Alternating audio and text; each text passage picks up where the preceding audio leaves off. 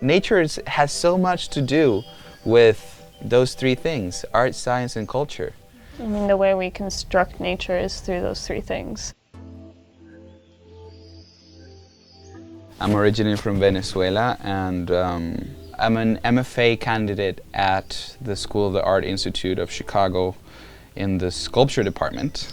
But you know, I have been moving into more research, documentation, archives, and you know, how do you work with the information that you find in places like museums. One of the things that I like in my research is the representation of exotic things. And the macaws have been this symbol of like tropical absurdity, or you know, tropical Decadence even. Yeah, decadence. You know, like you see a macaw and it's really the symbol of the tropics, of the abundance of nature of the tropics. I am an ornithologist. I am doing my PhD in evolutionary biology. I would even say that even though all of my field experience has been with birds, I'm really mostly interested in how humans and nature, in specific birds, interact.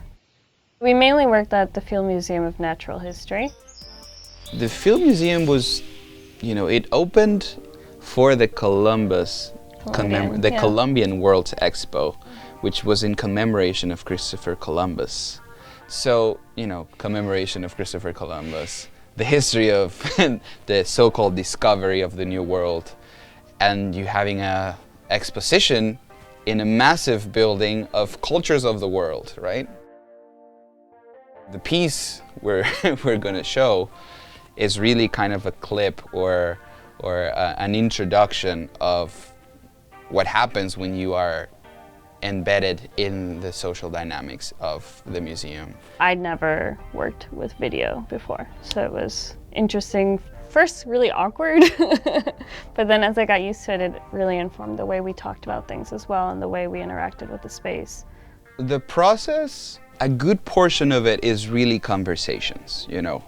Conversations, interviews with curators, interviews with conservationists, anthropologists, people not only in the birds department. And after that, it's really kind of like digging through everything, you know, like birds, photographs, images, 35mm slides, glass slides, personal archives from other curators, and interrogating really kind of the origin of their practices, you know. And along the way, having a video camera with us. For me, that my relationship with the museum did change. This project kind of gave me the space to look at it and actually see it. The conversation is really about how do you move away from the critique of colonialism and really try to think about new ways of educating, new ways of showing, new ways of engaging with nature and culture.